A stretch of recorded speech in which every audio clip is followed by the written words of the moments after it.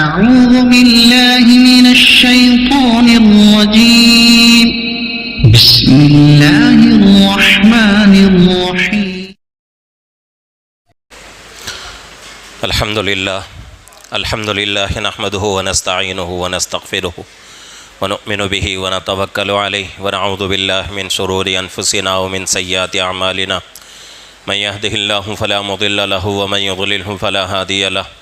ونشهد أن لا إله إلا الله وحده لا شريك له ونشهد أن سيدنا ومولانا محمدا عبده ورسوله وصلى الله تعالى على خير خلقه محمد وعلى آله وأصحابه أجمعين.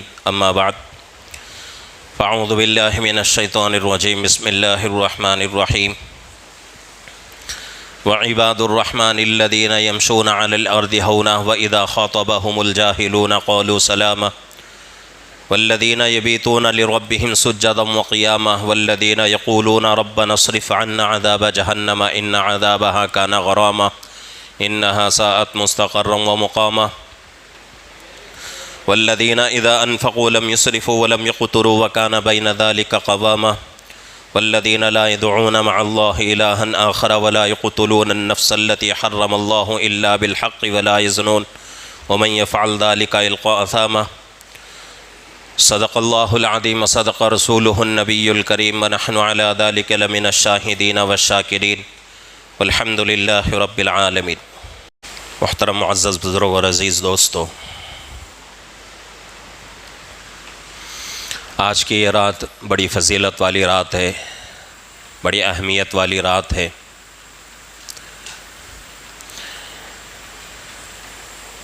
اور ان راتوں میں جاگنا، اللہ کی عبادت کرنا،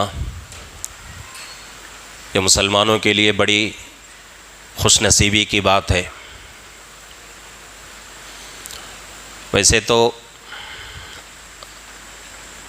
شریعت کا اصل مسئلہ یہ ہے کہ تاخراتوں میں جاگنے کا شریعت کے اندر جہاں ذکر موجود ہے یا حکم دیا گیا ہے، وہاں اجتماعی عبادت کا حکم نہیں ہے. یعنی کہ سب لوگ بیٹھ کر عبادت کرنا یا بیان کرنا، سننا، اس شریعت میں ثابت نہیں ہے. شب برات ہو یا پھر تاخراتیں ہوں، ان راتوں میں افضل ترین عبادت کیا ہے کہ انفرادی اعمال کرنا. چاہے وہ انفرادی اعمال نماز پڑھیں یا پھر ذکر کریں، قرآن کی تلاوت کریں، مراقبہ کریں، کوئی بھی ہو، انفرادی اعمال کے ذریعے سے اللہ کو راضی کرنے کی کوشش کرنا ان راتوں میں. اب آپ کے ذہنوں میں بات آ سکتی ہے، جب شریعت میں یہ چیز نہیں ہے تو پھر مسجدوں میں کیوں کرتے ہیں، بیان وغیرہ کیوں ہوتا ہے؟ تو اس کی وجہ یہ ہے کہ پہلی رات میں بھی میں نے کہا تھا کہ ہماری عادتیں انفرادی اعمال کرنے کی نہیں ہیں. انفرادی اعمال میں لگیں گے تو 10-15 منٹ میں ہم کو نیند آ جائے گی. تو اس وجہ سے ایک طریقہ جو ہے کچھ دیر تک لوگوں کو جاگنے کا ایک موقع مل جائے، اور ویسے بھی دین کی باتیں، اللہ اور اللہ کے رسول کی باتیں کہنے اور سننے کا موقع ملے، اس لیے یہ بیان کرنا اور سننا ہوتا ہے. اگر کوئی بیان نہ کرے، بیان نہیں سنے تو کوئی گناہ نہیں ہے. کوئی آدمی اس آدمی کے اوپر انگلی نہیں اٹھا سکتا کہ بھئی مسجد میں بیان ہو رہا ہے، تم بیان میں نہیں ہے، بیان نہیں سنتے، تو کسی آدمی کو حق نہیں ہے. اس لیے کہ جب اللہ نے حکم نہیں دیا ہے، اللہ کے نبی کی طرف سے حکم نہیں ہے، تو پھر ہم اس کو ضروری بھی نہیں سمجھنا چاہیے. تو تاخراتوں میں جاگنا بڑی عبادت ہے، اللہ کو بہت پسندیدہ عمل ہے، اللہ کے نبی کو بہت ہی پسندیدہ عمل تھا. ہر سال اللہ کے نبی صلی اللہ علیہ وسلم شب قدر کو پانے کے لیے رمضان کے آخری 10 دن کا اعتکاف کرتے تھے. اعتکاف میں اگر آدمی رہا تو ہر حال میں انشاءاللہ شب قدر اس کو ملے گی. ایسا نہیں ہو سکتا کہ بھئی آدمی اعتکاف میں رہے اور شب قدر نہ ملے. ایسا نہیں ہو سکتا۔ گھر میں ہم رہتے ہیں، گھروں میں تو کوئی کام آ جاتا ہے، کوئی ضرورت آ جاتی ہے، اس کی وجہ سے ہم راتوں میں جاگ نہیں سکتے، یا پھر جو ہے نمازیں وقت پر نہیں پڑھ سکتے۔ لیکن کوئی آدمی اللہ کے گھر میں ہو، ہر کام چھوڑ کر، ہر چیز چھوڑ کر مسجد میں آئے اور نماز نہ پڑھے، ایسا نہیں ہو سکتا۔ تو شب قدر کو پانے کا بہترین طریقہ رمضان کے آخری 10 دن کا اعتکاف کرنا ہے۔ ہمارے پاس اس کی اہمیت نہیں ہے، اس کی قدر نہیں ہے، ہمارے پاس دنیا اور دنیا کی چیزوں کی قدر ہے، تو اس لیے ہم کیا کرتے ہیں، دنیا کے پیچھے بھاگتے رہتے ہیں۔ مال کمانے کی فکر سب کو ہے، اور کمانا بھی ضروری ہے، کمائے بغیر انسان کی زندگی گزرنا مشکل ہے۔ پیٹ کا مسئلہ ہے، زندگی کا مسئلہ ہے، ضروریات ہیں، بیوی بچے ہیں، ماں باپ ہیں، بھائی بہن ہیں، ان کی ضرورتیں ہیں، ان کا پورا وزن ہمارے اوپر رہتا ہے، تو اس لیے کمانا ضروری ہے۔ قرآن کے اندر کہیں بھی اللہ نے کمانے کو حرام نہیں کہا، بلکہ اللہ رب العزت نے کہا ہے کہ بھئی حلال کمانا ہے، جتنا چاہے کماؤ۔ اللہ کے نبی نے فرمایا حلال کماؤ، جتنا چاہے کماؤ۔ لیکن کیسے کمانا ہے، حلال کمانا بھی کیسا، اس کی وجہ سے ہماری نماز نہ چھوٹے، جس کی وجہ سے ہمارے روزے نہ چھوٹے، جس کی وجہ سے اللہ کی عبادت میں خلل پیدا نہ ہو، کمی نہ ہو، ایسا کمانا ہے۔ ایسا اگر کوئی آدمی کمانا چاہے، 1000 نہیں، لاکھ نہیں، کروڑوں روپئے اگر کمائے، تو ہر پیسے پر اللہ ثواب دیں گے۔ کمانے پر بھی اللہ ثواب دیتے ہیں، لیکن شرط کیا ہے، حلال ہو۔ حرام کمائی پر اللہ ثواب نہیں دیتے، حرام کمائی پر اللہ نیکیاں نہیں دیتے۔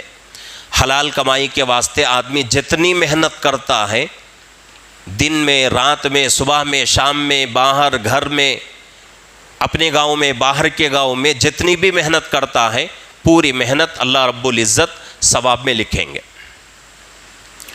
تو اس لیے حلال کمانے کی کوشش کرنا ہے۔ پہلی تاخرات میں میں نے کہا تھا کہ اللہ رب العزت نے زکوٰۃ کا جو حکم دیا ہے، جمعے بھی میں نے کہا تھا کہ زکوٰۃ اللہ رب العزت کون سے مال میں پسند کریں گے، حلال مال میں۔ حرام مال میں اگر کوئی بندہ زکوٰۃ دیتا ہے تو اس کی زکوٰۃ اللہ قبول نہیں کرتے۔ تو اس لیے حلال کمانا ہے، حلال کمائی کا پیسہ جو ہے وہ اللہ کے راستے میں خرچ کرنا ہے۔ تو آج کچھ ضروری باتیں عرض کرنا ہے۔ شروع میں نے قرآن کی جو آیتیں پڑھی ہیں، یہ 19ویں پاری کی آیتیں ہیں، اور سورہ فرقان ہے، آخری رکوع ہے۔ ان آیتوں میں اللہ رب العزت ایمان والوں کے کچھ صفات بیان کر رہے ہیں کہ ایمان والے کے اندر کیا کیا اچھائیاں ہونا چاہیے، کیا کیا صفات ہونی چاہیے۔ اگر ایمان والا وہ صفات اپنے اندر پیدا کر لیتا ہے تو اللہ کا بہت بڑا وعدہ ہے، آگے ہمارے سامنے بات آئے گی۔ اور یہ آیتیں مکمل 15 یا 16 آیتیں ہیں، اور آیت نمبر 60 پر 2 سے لے کر آیت نمبر 70 پر 7 تک ہے۔ یہ 20 کی آیتوں کا ترجمہ کروں گا اور کچھ ضروری باتیں بھی عرض کروں گا۔ قرآن میں جتنی آیتیں ہیں، کتابوں میں لکھا ہوا ہے کہ 6000 سے بھی زیادہ آیتیں قرآن پاک میں موجود ہیں، اور بعض لوگ کہتے ہیں کہ 6660 پر 6 آیتیں ہیں۔ قرآن کی ایک ایک آیت ہمارے لیے زندگی گزارنے کا بہترین طریقہ ہے۔ ایک ایک آیت نہیں، بلکہ قرآن کی ہر آیت کا ہر حرف ہمارے لیے کامیابی کا ذریعہ ہے۔ ایسا نہیں ہو سکتا کہ قرآن کی فلانی آیت بیکار، اگر کوئی بندہ ایسا بولے گا تو اس کا ایمان نکل جائے گا، وہ آدمی ایمان سے نکل جائے گا، کافر ہو جائے گا۔ قرآن کی جتنی آیتیں ہیں، ہر آیت حق ہے اور ہماری کامیابی کا ذریعہ ہے، اور ایک ایک آیت میں جتنے حروف ہیں، ہر حرف حق ہے، سچ ہے، اور ہر حرف ہمارے لیے کامیابی کا ذریعہ ہے۔ قرآن کا ایک ایک حرف سچا ہے، اور اس کے اندر جھوٹ ہرگز نہیں ہو سکتا۔ تو جو آیتیں میں نے آپ حضرات کے سامنے تلاوت کی ہیں وہ سورہ فرقان کی آیتیں ہیں، آخری رکوع کی، اور 19واں پارہ ہے۔ اللہ رب العزت فرماتے ہیں وَعِبَادُ الرَّحْمَنِ الَّذِينَ يَمْشُونَ عَلَى الْأَرْضِ هَوْنًا، ہمارے خاص بندے وہ ہیں، ہمارے خاص بندے کون کہتے ہیں؟ اللہ رب العزت کا فرمان ہے۔ تو کتنی محبت سے اللہ جو ہے یہ بات بول رہے ہیں کہ ہمارے خاص بندے وہ ہیں۔ مثال کے اعتبار سے کسی سے محبت ہو جائے تو اس کی تعریف ہم لوگ بہت زیادہ کرتے ہیں اور اس کی تعریف کرنے میں مزہ بھی آتا ہے۔ کسی کے ماں باپ اچھے ہیں اور سب کے ماں باپ اچھے ہوتے ہیں، اس میں کوئی شک نہیں ہے، لیکن پھر بھی کسی کے ماں باپ اچھے ہیں اور وہ بچہ ماں باپ کے حق میں ماں باپ کے بارے میں تعریف کرتا ہی رہتا ہے اور کہتا ہے کہ میرے ماں باپ کے جیسے دنیا میں کسی کے بھی ماں باپ نہیں رہیں گے، حالانکہ اس سے بھی اچھے رہیں گے، لیکن وہ بچہ ایسا سمجھتا ہے، کیوں؟ اس کی نظر میں ماں باپ اچھے ہیں۔ اسی طریقے سے کسی ماں باپ کو اچھا بچہ مل جائے، اچھا بچہ پیدا ہو جائے جس کے اخلاق اچھے ہیں، جس کی عادتیں اچھی ہیں، اچھا بچہ ہے، تو ماں باپ بھی بچے کی تعریف کرتے ہیں۔ شوہر اپنی بیوی کی تعریف کرتا ہے، بیوی اپنے شوہر کی تعریف کرتی ہے، اور اسی طریقے سے بھائی بہن کی تعریف، بہن بھائی کی تعریف۔ کیوں؟ اس لیے کہ ان کی محبت ہمارے دل میں ہے۔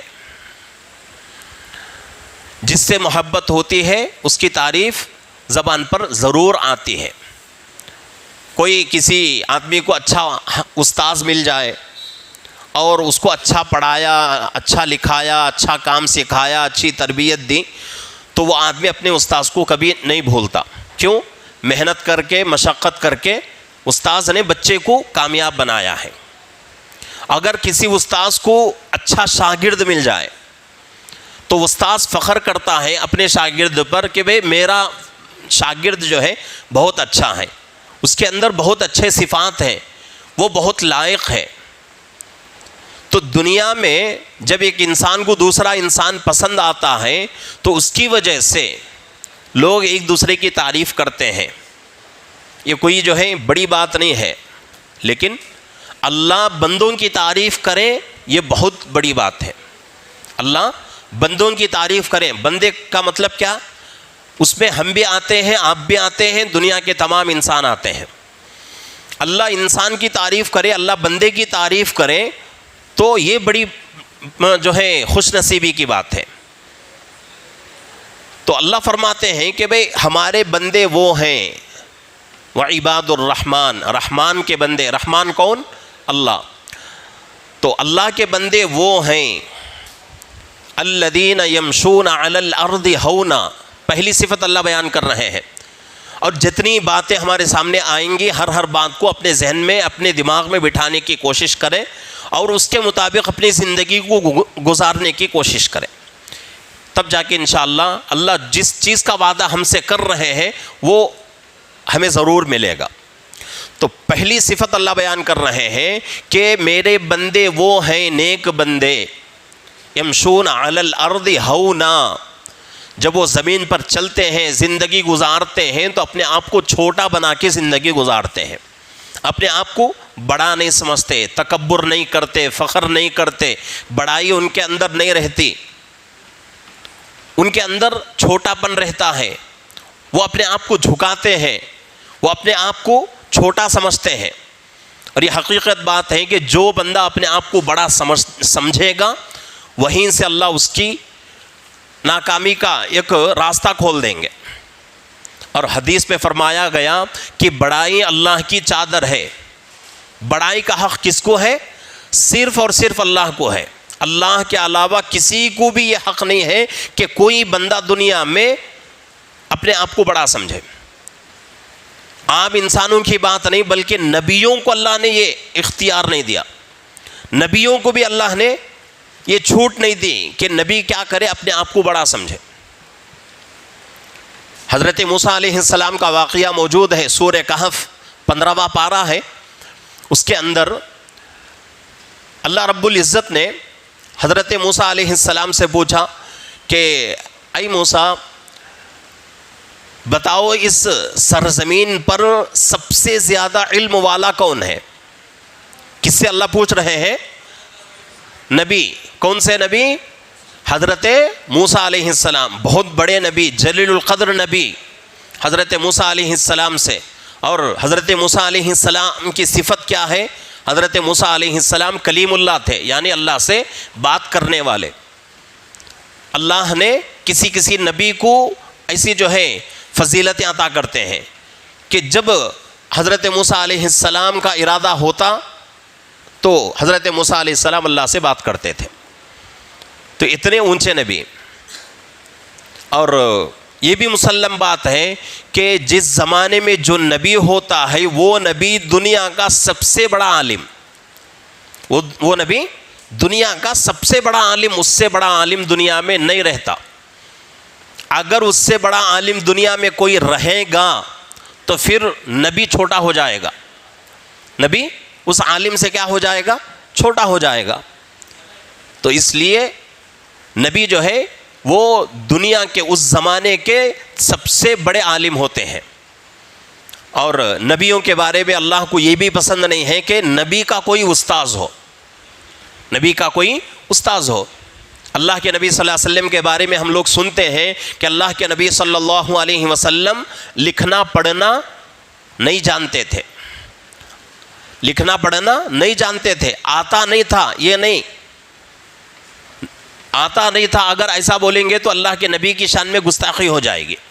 اللہ کے نبی کو لکھنا پڑھنا آتا تھا لیکن لکھنا پڑھنا جانتے نہیں تھے، دونوں میں فرق ہے. تو اللہ کے نبی کے استاذ کون؟ خود اللہ رب العزت. اللہ رب العزت خود علم سکھا رہے ہیں. کسے؟ اللہ کے نبی صلی اللہ علیہ وسلم کو. حضرت آدم علیہ السلام کا واقعہ بھی مشہور ہے کہ حضرت آدم علیہ السلام کو اللہ رب العزت نے آپ کا پتلا بنایا، پتلا بنا کر آپ کے بدن میں روح پھونکا تو آپ کے اندر جان پیدا ہو گئی، آپ کھڑے ہو گئے. تو اللہ رب العزت نے وہاں جو ہے حضرت آدم علیہ السلام کو پیدا فرمایا. پیدا فرما کر قرآن کہتا ہے وَعَلَّمَ آدَمَ الْأَسْمَاءَ كُلَّهَا. تو اللہ رب العزت نے کیا کیا؟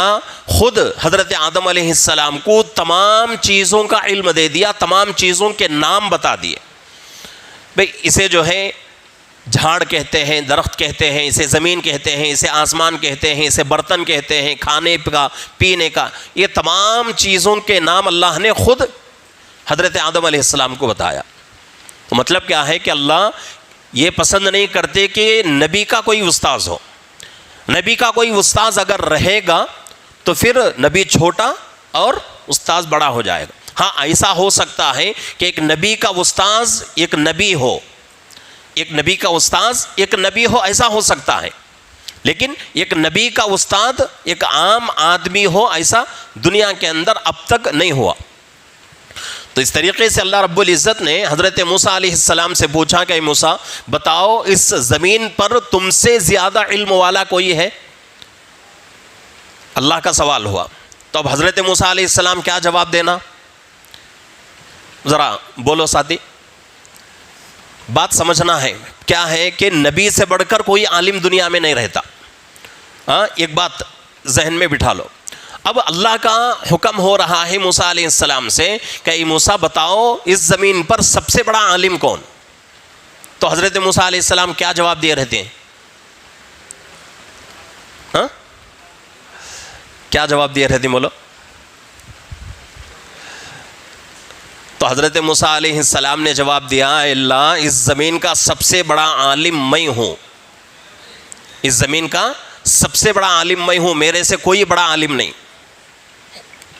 حالانکہ بالکل حق ہے بات، اس لیے کہ حضرت موسیٰ علیہ السلام نبی ہے، نبی سے بڑھ کر کوئی عالم نہیں، کوئی بڑا علم والا نہیں دنیا میں. اللہ نے پوچھا آپ سے کون سب سے بڑا عالم دنیا میں؟ تو حضرت موسیٰ علیہ السلام نے کہا کہ اللہ میں سب سے بڑا عالم دنیا کا اس زمانے میں. تو اللہ رب العزت کو یہ بات پسند نہیں آئی. حالانکہ حضرت موسیٰ علیہ السلام کا جواب صحیح تھا بالکل، لیکن اللہ کو پسند نہیں آیا.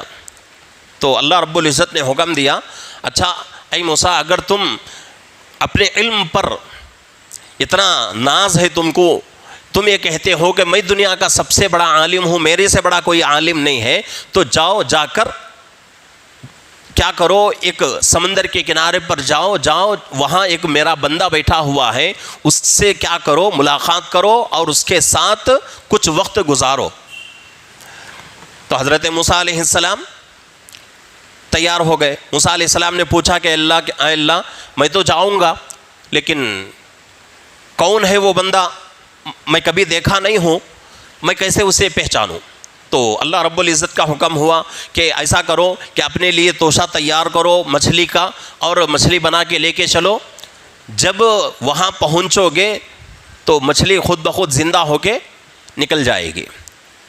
تو جب مچھلی زندہ ہو کے نکل جائے گی تو سمجھو تمہارے وہ مطلوب وہی ہے، یعنی جس آدمی سے تم کو ملنا ہے وہ آدمی وہی موجود ہے۔ تو نکل گئے۔ بہت لمبا واقعہ ہے، میں شارٹ میں جو ہے بول رہا ہوں۔ تو حضرت موسیٰ علیہ السلام اور ان کا خادم دونوں نکل کر پہنچے۔ وہ شخصیت کون تھی؟ حضرت خضر علیہ السلام۔ حضرت خضر علیہ السلام، بہت سارے لوگ جو ہے خضر بولتے ہیں، خضر نہیں ہے بلکہ حضرت خضر علیہ السلام، وہ بھی نبی تھے، لیکن حضرت موسیٰ علیہ السلام کو معلوم نہیں تھا۔ لیکن کچھ لوگ کہتے ہیں کہ حضرت خضر علیہ السلام نبی نہیں تھے بلکہ اللہ کے نیک بندے تھے، بزرگ تھے۔ کوئی بھی ہو، نبی ہو یا اللہ کے نیک بندے ہوں، کوئی بھی ہو، لیکن اللہ کا حکم ہوا، گئے، ملاقات ہوئی۔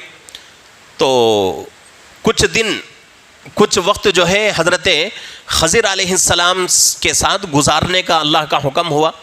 تو حضرت موسیٰ علیہ السلام گئے اور ان سے کہا کہ میں آپ کے ساتھ کچھ وقت گزارنا چاہتا ہوں۔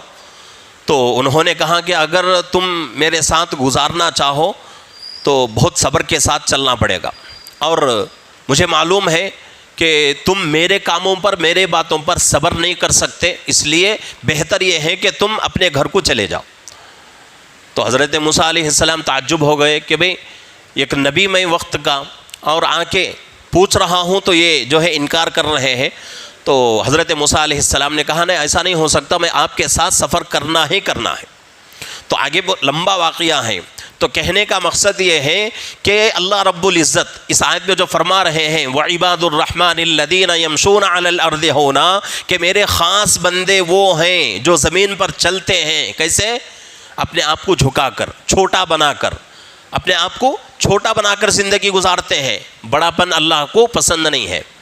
کوئی آدمی تکبر کرتا ہے، اپنے آپ کو بڑا سمجھتا ہے، اللہ اس کے ساتھ جنگ کا اعلان کر رہے ہیں۔ اللہ کے نبی فرماتے ہیں کہ بڑائی اللہ کی چادر ہے، جو بندہ اس چادر کو کھینچنے کا ارادہ کرے گا تو اللہ اس کے ساتھ جنگ کا اعلان کر رہے ہیں۔ اللہ سے جنگ کرنے کی، لڑنے کی طاقت کسی کے اندر ہے؟ دنیا کی کوئی طاقت ایسی آج تک پیدا نہیں ہوئی اور قیامت تک پیدا نہیں ہوگی۔ اللہ سے لڑنے کی، اللہ سے جنگ کرنے کی کسی کے اندر طاقت نہیں۔ ذرہ بخار آ گئے تو ہم لوگ کیا ہو جاتے ہیں؟ بستر کو لگ لیتے ہیں۔ 2-3 جلاوا ہو گیا تو ہوگی حالت ہماری طاقت کیا ہے بولو؟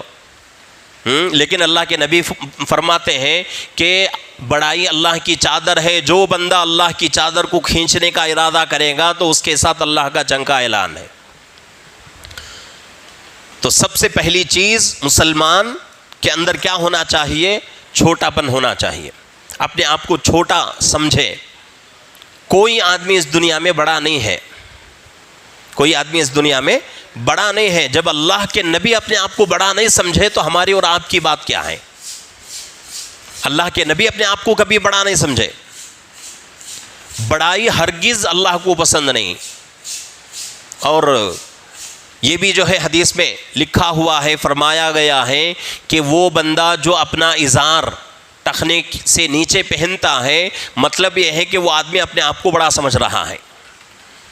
مطلب کیا ہے؟ اپنے آپ کو بڑا سمجھ رہا ہے۔ اور جو بندہ اپنے آپ کو بڑا سمجھے گا وہی آدمی اپنا ازار ٹخنے سے نیچے لٹکائے گا۔ ٹخنا کسے بولتے ہیں؟ یہ ہڈی۔ کبھی بھی ہماری پینٹ ہو، پیجامہ ہو، لنگی ہو، کوئی بھی ہو، یہاں چھنا، اس سے نیچے نہیں آنا. اور ایک حدیث پہ اللہ کے نبی فرماتے ہیں کہ وہ آدمی جو اپنے ازار کو اپنے ٹخنے سے نیچے لٹکاتا ہے، قیامت کے دن حشر کے میدان میں اللہ اس کی طرف رحمت کی نظر سے نہیں دیکھیں گے. اب جس بندے کی طرف اللہ رحمت کی نظر سے نہیں دیکھے وہ آدمی کامیاب نہیں ہو سکتا. اور یہ چیز اللہ کو بہت غصہ دلاتی ہے، بہت غصہ دلاتی ہے. بہت سارے لوگوں کے جو ہے پینٹ اتنے نیچے رہتے ہیں، پورا جو ہے کچرا پینٹ میں رہتا، ویسا چاقو نماز پڑھتے رہتی ہیں، ویسا مسجد میں آ جاتی ہیں، خیالش نہیں رہتا. بالکل غلط ہے یہ. سلاتے ہو جب ہم کپڑے سلانے جاتے ہیں وہ ٹائم پر کیا کرنا، ذرا ناپ کیا کرنا، ماپ اوپر کو دینا. اوپر کو دیے تو ٹیلر وہ حساب سے سیتا. ہمیں ماپ اوپر کو دیے تو بھی کوئی سا بھی دنیا کا ٹیلر ایسا نہیں ہے جو ٹخنے کے نیچے سیدھے. دنیا کا کوئی ٹیلر ایسا نہیں ہے. تو اس کے واسطے کیا کرنا، پینٹ ہو، لنگی ہو یا پیجامہ ہو، کوئی بھی ہو. بہت سارے لوگ کیا کرتے ہیں، وہ عربی جھبا پہنتے ہیں، توپ بولتے ہیں، عرباں پہنتے ہیں، وہ پہنتے ہیں. کیا سمجھتے ہیں سنت ہے، اچھی ہے بھائی سنت، لیکن اس کے بارے میں بھی حکم کیا ہے، وہ جھبا بھی اس کے اوپر ہی چھنا، وہ جھبا بھی ٹخنے کے اوپر ہی چھنا. ہمیں عربی جھبا پہنتے ہیں، عرباں کا جھبا پہنتے ہیں اور کو بول کو جھاڑ لیتے گئے تو اللہ کو پسند نہیں. پینٹ ہو، لنگی ہو، پیجامہ ہو یا عربی جھبا ہو، کوئی بھی ہو، ٹخنے سے اوپر ہنا. اور ٹخنے سے اوپر ہنے میں بڑی خیر ہے. اس میں ایک تو گناہ سے بچتے ہمیں، دوسری چیز اس عمل سے اللہ خوش ہوتے ہیں، اس عمل سے اللہ خوش ہوتے ہیں. یہ سب سے بڑی نعمت مسلمان کے لیے کہ کسی عمل سے اللہ خوش ہو جائے، سمجھو کامیاب ہم. تو اس لیے کیا کرنا، پینٹ اوپر کو پہننے کی کوشش کرنا. تو اللہ کے نبی فرماتے ہیں جو بندہ ازار اپنے ٹخنے سے نیچے لٹکاتا ہے، مطلب یہ ہے کہ وہ اپنے آپ کو بڑا سمجھ رہا ہے، تکبر کر رہا ہے اور اپنے دل میں بڑائی پیدا ہو چکی ہے اس کی. اور یہاں تک مسئلہ لکھا ہوا ہے مردوں کے لیے بھی عورتوں کے لیے بھی، اونچی ایڑی کا چپل بھی پہننا نہیں، اونچی ایڑی کا چپل بھی پہننا نہیں. عورتیں بڑا شوق سے پہنتے ہوں، وہ ایڑی اتنی بڑی ہوتی، ابھی اس سے بھی بڑی بڑی ہوتی ہوں، پیر ایسا رکھنا، سو ایسا رکھتے وہ چپل پہن کو، ایڑی اوپر کو چل جاتی. یہ بھی جائز نہیں ہے شریعت میں، یہ بھی جائز نہیں ہے شریعت میں. کئی وہ جائز نہیں ہے، اس میں بھی بڑائی آتی، اس میں بھی تکبر آتا. ایک آدمی سادہ چپل پہنتا، انگلیاں کے پاس بھی اور ایڑی کے پاس بھی برابر ہے، وہ آدمی کبھی اپنے آپ کو بڑا سمجھتا نہیں. جس آدمی کا چپل کا ایڑی کا حصہ موٹا رہتا، اونچا رہتا، وہ آدمی اپنے آپ کو بڑا سمجھتا، اس کی وجہ سے تکبر آتا. تو اس لیے اپنے گھروں کے اندر یہ عادت ڈالنا، اپنے گھروں کے اندر عادت ڈالنا ہے. بچپن سے بچے، لڑکیاں ہیں ہمارے بچیاں ہیں، تو ان کو کیا کرنا، چپل کون سے دلانا، سادی چپل دلانا، سادی چپل ہی پہنانے کی کوشش کرنا. کبھی کبھی کسی مجبوری کی وجہ سے پیر رہنا مار لگ گیا، نہیں تو توڑ گیا پاؤں، تو اس کی وجہ سے ڈاکٹر کیا تو بھی علاج بولا تو وہ الگ بات. اس کے علاوہ اونچی ایڑی کا چپل نہیں پہننا، اس سے بھی کیا ہوتا، تکبر آتا. تو اللہ کے نبی صلی اللہ علیہ وسلم فرماتے ہیں کہ وہ آدمی جو اپنے ازار کو ٹخنے سے نیچے لٹکائے، مطلب یہ ہے کہ اس آدمی کے دل کے اندر بڑائی ہے. اور جو آدمی اللہ کی چادر کو کھینچنے کی کوشش کرے گا، اللہ کا اس کے ساتھ کیا ہے، جنگ کا اعلان ہے. تو اس لیے اپنے آپ کو چھوٹا بنا کے زندگی گزارنا ہے، اپنے آپ کو، اپنے اندر تکبر نہیں پیدا کرنا، اپنے اندر بڑائی پیدا نہیں کرنا، اور نرمی اپنے اندر پیدا کرنا ضروری ہے. غزوہ حنین کے موقع پر اللہ کے نبی پاک صلی اللہ علیہ وسلم غنیمت کا مال تقسیم کر رہے ہیں. کچھ لوگ آئے، کھیڑے کے صحابہ آ کر اللہ کے نبی صلی اللہ علیہ وسلم سے غنیمت کا مال پوچھتے آپ کو ڈھکلتے کہاں تک لے کر گئے. کتاب میں لکھا ہوا ہے، حدیث میں موجود ہے کہ اللہ کے نبی صلی اللہ علیہ وسلم کو وہ لوگ دھکا دیتے یعنی اللہ کے نبی صلی اللہ علیہ وسلم کے جسم کو لگتے لگتے اللہ کے نبی کو بہت دور تک لے کر چلے گئے اور وہاں تک پہنچ گئے. وہاں کیکر کا ایک بہت بڑا درخت تھا اور اس کے کانٹوں میں اللہ کے نبی کی چادر پھنس گئی. اس کے کانٹوں میں اللہ کے نبی کی چادر پھنس گئی. اس کے باوجود بھی اللہ کے نبی صلی اللہ علیہ وسلم کی زبان سے ایک لفظ نہیں نکلا. اللہ کے نبی فرماتے ہیں کہ بھئی نرمی اختیار کرو, بڑائی اللہ کی عادت ہے, اللہ کی صفت ہے. نرمی انسان کی صفت ہے, بڑائی اللہ کی صفت ہے. جس آدمی کے اندر نرمی رہتی ہے اللہ اسے پسند کرتے ہیں, جس آدمی کے اندر بڑائی رہتی ہے اللہ اسے پسند نہیں کرتے. تو یہ اللہ کے نبی کے اخلاق ہیں, یہ اللہ کے نبی کی عادتیں ہیں. تو سب سے پہلی چیز کیا ہے؟ وَعِبَادُ الرَّحْمَنِ الَّذِينَ يَمْشُونَ عَلَى الْأَرْضِ هَوْنًا, کہ اپنے آپ کو چھوٹا بنا کے زندگی گزارے. بہت سارے لوگ پیسے آ گئے تو اپنے آپ کو بڑا سمجھتے ہیں, کچھ مال آ گیا, دولت آ گئی, اپنے آپ کو بڑا سمجھ جاتے ہیں. اب کتنے بڑے ہو جاتے ہیں انہوں, اب ان کے سامنے کوئی بھی عالم, کوئی مفتی, کوئی شیخ الحدیث, کوئی محدث کام آتا نہیں. اب دنیا کے سب سے بڑے بادشاہ ہمیشکر کو سمجھتے ہیں. کئی کیا واسطے بولو, مال آ گیا تو. مال کا کیا ہے؟ ہاں, اللہ کی طرف سے کوئی ایک کیس میں انسان پھنس گیا تو لاکھوں روپے چلے جاتے. کوئی ایک بیماری آ گئی تو کروڑوں روپے جا کر بھی صحت نصیب نہیں ہوتی. دیکھتے ہیں ہمیں دنیا کے اندر ہاں کیسے کیسے لوگ اچھے اچھے مالداراں, ایک زمانے میں ان کا چرچا ہوتا تھا, لیکن ایک زمانہ ایسا آیا کہ وہ لوگ کیا ہو گئے, غریب ہو گئے, فقیر ہو گئے. تو اس لیے کبھی بھی اپنے آپ کو بڑا نہیں سمجھنا, اور خاص کر مال کی وجہ سے بڑا نہیں سمجھنا. اسی طریقے سے بہت سارے ایسے لوگ بھی ہیں جو وحدے کی وجہ سے اپنے آپ کو بڑا سمجھتے ہیں. کوئی وحدہ مل گیا تو اپنے آپ کو بڑا سمجھ جاتے ہیں. وحدہ بھی کوئی گارنٹی کی چیز نہیں. انسان کی زندگی گارنٹی نہیں ہے تو پھر وحدے کی کیا گارنٹی؟ انسان کے جسم کے اندر جب تک جان باقی ہے تب تک اس کا مال, اس کا وحدہ, اس کا پاور, سب کچھ. جان نکل گئی تو سب کچھ ختم, کچھ فائدہ نہیں. ایک بہت بڑے بادشاہ گزرے ہیں پیچھے زمانے میں, ان کا انتقال کا وقت قریب آیا.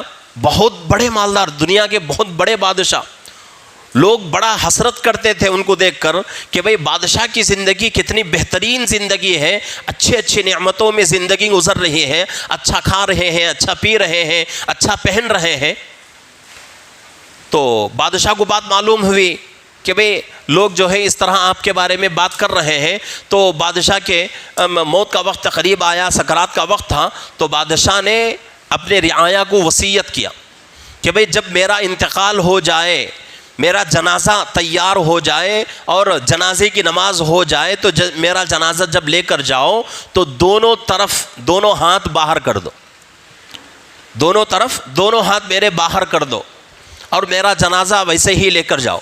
لوگوں نے پوچھا کہ بادشاہ یہ کیسی بات ہے, کفن دینے کے بعد میت کا کوئی حصہ کھلا نہیں رہنا چاہیے.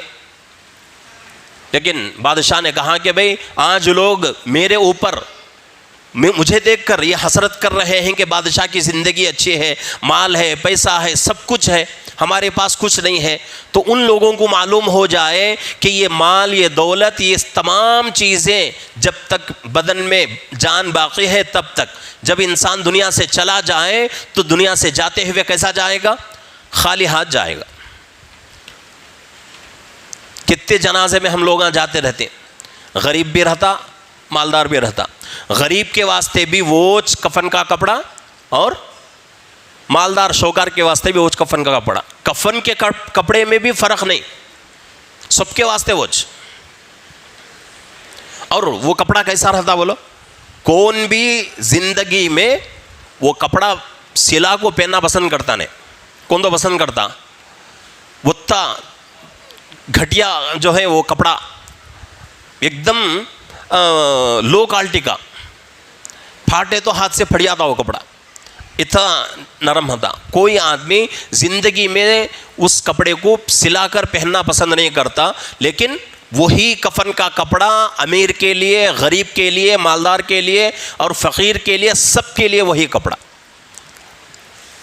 مطلب کیا ہے کہ دنیا سے جاتے ہوئے انسان کوئی چیز اپنے ساتھ لے کر نہیں جاتا۔ تو یہ مال اور یہ پاور اور یہ وحدہ، یہ تمام چیزیں ختم ہو جانے والی ہیں، باقی رہنے والی کوئی چیز نہیں۔ باقی رہنے والی چیز کون سی ہے؟ دنیا میں رہ کر ہم جتنا نیک عمل کرے تھے، جتنا ہم نیک عمل کرے تھے وہ ہمارے ساتھ آتا، اس کے علاوہ کوئی چیز ہمارے ساتھ نہیں آتی۔ تو اس لیے اپنے آپ کو چھوٹا بنا کے زندگی گزارنا ہے۔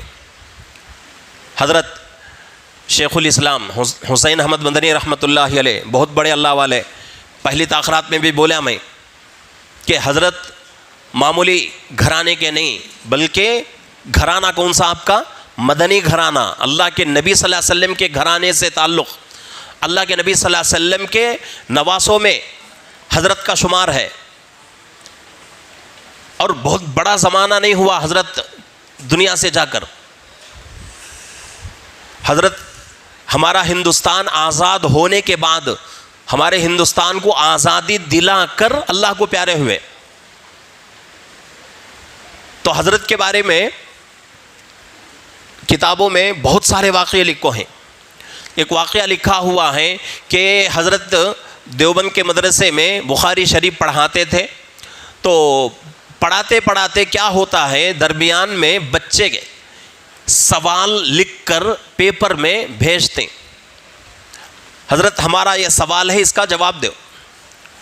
تو حضرت کیا کرتے، اب بھی چلتا ہو، جاگو مدرسوں میں، بڑے مدرسوں میں دیکھے تو وہ چیز سمجھ میں آتی، حدیث پڑھاتے رہتے ہیں، فقہ پڑھاتے رہتے ہیں، تفسیر پڑھاتے رہتے ہیں حضرت، اور بچے کیا کرتے ہیں، پیچھے سے سوال کی چیٹی بھیجتے ہیں، سوال کا پیپر بھیجتے ہیں، وہاں پہنچتا حضرت کے پاس، حضرت اس کا جواب دیتے۔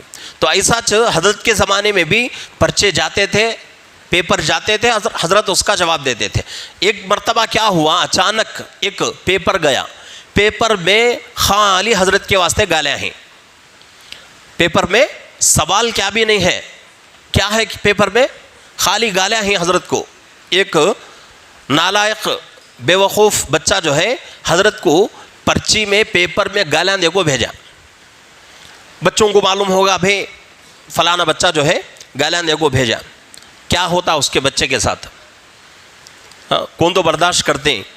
وقت کے اتنے بڑے بزرگ اور مدنی خاندان سے تعلق، اب دنیا کا کوئی دوسرا انسان بولے تو الگ بات، خاص اپنا شاگرد، اور وہ بھی کون سا؟ بخاری شریف کا شاگرد گالی دیا تو دوسرے کون میں برداشت نہیں کر سکتے۔ بچوں کو معلوم ہو گیا، بچے مارنے ریڈی ہو گئے سے، تو حضرت اعلان کرے کہ بھئی کوئی بچہ اس بچے کو ہاتھ نہیں لگانا، کوئی بچہ اس بچے کو ہاتھ نہیں لگانا۔ حضرت پوچھے، حضرت یہ بڑا نالائق بے وقوف بچہ ہے، گالیاں دیتا ہے، تمہیں کیا کہ اسے ہے نا چھوڑو کہتے ہیں، کیا ہو؟ تو حضرت بولتے ہیں بھئی اللہ کا شکر ہے، ہمارا حال کیا ہے، ہمیں آگ کے مستحق، ہمیں آگ کے مستحق، جہنم کے مستحق ہمیں، لیکن پھر بھی اللہ ہم نے بچا کو اچھی نعمتوں میں زندگی گزارنے کا موقع دیا۔ تو ایسے وقت میں کوئی آدمی ہے نا ایک گالی دیتا ہے تو اسے صبر کرنے میں کیا ہے، اس سے بڑھ کر وہ آدمی کیا تو کرے تو کیا کر سکتی ہمیں، تو اس لیے صبر کرو۔ تو حضرت کیا کرے، پورے بچوں کو خاموش کرائے۔ تو یہ جو ہے اخلاق، اتنا جو ہے اپنے اندر نرمی لانا ہے، بڑائی اگر رہے تو اس سے اللہ خوش نہیں ہوتے۔ اور آج پوری دنیا حضرت کی تعریف کرتی ہے، پوری دنیا حضرت کی تعریف کرتی ہے۔ حضرت مفتی اشرف علی صاحب تھانوی رحمۃ اللہ علیہ، ہمارے علماء دیوبند میں بہت بڑے عالم دین، حضرت کا دیوبند سے ذری دور میں ایک گاؤں ہے تھانہ بھون، تو حضرت کا وہاں ہے نا گھر بھی ہے، وہاں خانقاہ بھی ہے، سب ہے۔ تو حضرت شیخ الاسلام حسین احمد مدنی رحمۃ اللہ علیہ جمعرات کا دن تھا، سبق پڑھا کو دیوبند سے تھانہ بھون گئے تک رات ہو گئی تو پوری جو ہے جتنے حضرت کے مریدان تھے سب سو گئے تھے. تو حضرت کیا کرے, حضرت مفتی اشرف علی صاحب تھانوی رحمۃ اللہ علیہ کو اٹھائے نہیں, مسجد میں ایسے کونے بہنی کیا سو گئی, سو کو رات گزار ڈالے. صبح کو حضرت مفتی اشرف علی صاحب تھانوی رحمۃ اللہ علیہ مسجد میں آئے تو دیکھے کیا کون ہے, شیخ الاسلام حسین احمد مدنی رحمۃ اللہ علیہ, اللہ کے نبی کے خاندان کے. تعجب ہو گئے, پوچھے کب آئے تمہیں؟ میں رات میں آیا. کئی کو اٹھائے نہیں, اٹھانا مناسب سمجھا نہیں, پورا دن محنت کر کو تمہیں رات میں سو گئے ہیں, اب اگر میں رات میں بھی اٹھایا تو تکلیف ہوتی ہے تم نا, اس لیے میں اٹھایا نہیں, میں ہاں ایک کونے میں سو گیا. تو بات چیت ہو گئی. اس کے بعد کیا ہوا, حضرت وضو کرے, وضو کرنے کے بعد نماز کا وقت آیا تو جمعے کا دن, جمعرات کو حضرت شام میں دیوبند سے نکلے تھے, رات گزارے, اور جمعے کے دن صبح میں نماز پڑھانے واسطے حضرت کیا کرے, مفتی اشرف علی صاحب تھانوی رحمۃ اللہ علیہ حضرت شیخ الاسلام حسین احمد مدنی رحمۃ اللہ علیہ کو مصلی پہ کھڑا کرے. ہماری مسجد میں بھی الحمدللہ اس سنت پر عمل ہوتا. جمعے کے دن پہلی رکعت میں سورہ سجدہ, دوسری رکعت پہ سورہ دہر ہمیں ہماری مسجد میں پڑھاتے ہیں الحمدللہ, اللہ کا شکر ہے. تو حضرت کیا کرے, سنت کے مطابق اس دن مصلی پہ کھڑ کر سورہ سجدہ پڑھے. سورہ سجدہ اس میں سجدے کی آیت آتی, سجدے کی آیت آئی تو کیا کرنا, سیدھا سجدے میں جاتا امام, مقتدیان بھی پیچھے سجدے میں جاتی. تو وہ زمانے میں مسائل کا علم نہیں تھا لوگوں کے پاس. سجدے کی آیت آئی تو اعلان کرتے تھے, ہم بھی اعلان کرتے تھے گئے سال تک بھی. یہ سال ہمیں تراویح میں اعلان بند کر ڈالے ہیں. کئی کو بولے تو سجدے کی آیت آئے تو اعلان کرنا شریعت میں نہیں ہے, تو اس کے واسطے یہ سال ہمیں اسے بند کریں. تو کیا ہوا, تو حضرت اعلان کیے بغیر سیدھا سجدے کی آیت پڑھے اور سجدے میں چلے گئے. سجدے میں جاتے پیچھے معلوم نہیں, وہ نماز کبھی پڑھے نہیں انہوں. اب پریشان پورے, ذرا جنے رکوع میں ہی, ذرا جنے سجدے میں ہی, ذرا جنے کھڑ گئی, ایسا ہوگا. پھر حضرت کھڑ کو پوری نماز مکمل کرے. تو وہاں نماز ہونے کے بعد ذرا جنے حضرت کو گالیاں دیے, ذرا جنے حضرت کو گالیاں دیا. ایک جنا کیا بولا, کتا بولا, ایک جنا کتا بولا, اور ایک جنا کیا بولا, سور بولا, اور ایک جنا گدھا بولا. یہ انداز سے بولتا نہ ہوں میں, کتاب میں یہ باتیں لکھ کر ہیں. کون تو بھی گدھا بولتا ہے, کون تو کتا بولتا ہے, کون تو سور بولتا ہے. کسے؟ اللہ کے نبی صلی اللہ علیہ وسلم کے خاندان کے فرد کو, اللہ کے نبی صلی اللہ علیہ وسلم کے نواسوں میں حضرت کا نام ہے. اتنے بڑے اللہ والوں کو گالیاں دیتے ہیں. حضرت مفتی اشرف علی صاحب تھانوی رحمۃ اللہ علیہ کو معلوم ہوئی بات. اب حسین احمد مدنی رحمۃ اللہ علیہ نماز پڑھائے, اس کے بعد وہاں سے دیوبند کو آ گئے. یہاں حضرت کو معلوم ہوگی بات, بھئی مریدہ میرے حضرت کو گالیاں دیتے ہیں. تو بلائے حضرت, کون کون گالیاں دیے, سب کو بٹھائے. بٹھا کو کیا کرے, تمہیں میرے ہاتھ میں بیعت ہو کو یہاں اپنے دل کی اصلاح کے واسطے آ کر ہے, تو اس لیے میں کیا کرتا ہوں, تم نہ تمہاری بیعت توڑ ڈالتا ہوں, تمہاری بیعت توڑ ڈالتا ہوں. تمہیں میرے پاس رہنے کی ضرورت نہیں, اس لیے کہ اتنے بڑے عالم دین کو, اتنے بڑے اللہ کے ولی کو تمہیں گالیاں دیتے ہیں. جاؤ, جا کو دیوبند جا کو پہلے ان سے معافی مانگ کو آؤ. تو وہ لوگ گئے دیوبند جا کو معافی مانگ کو آئے.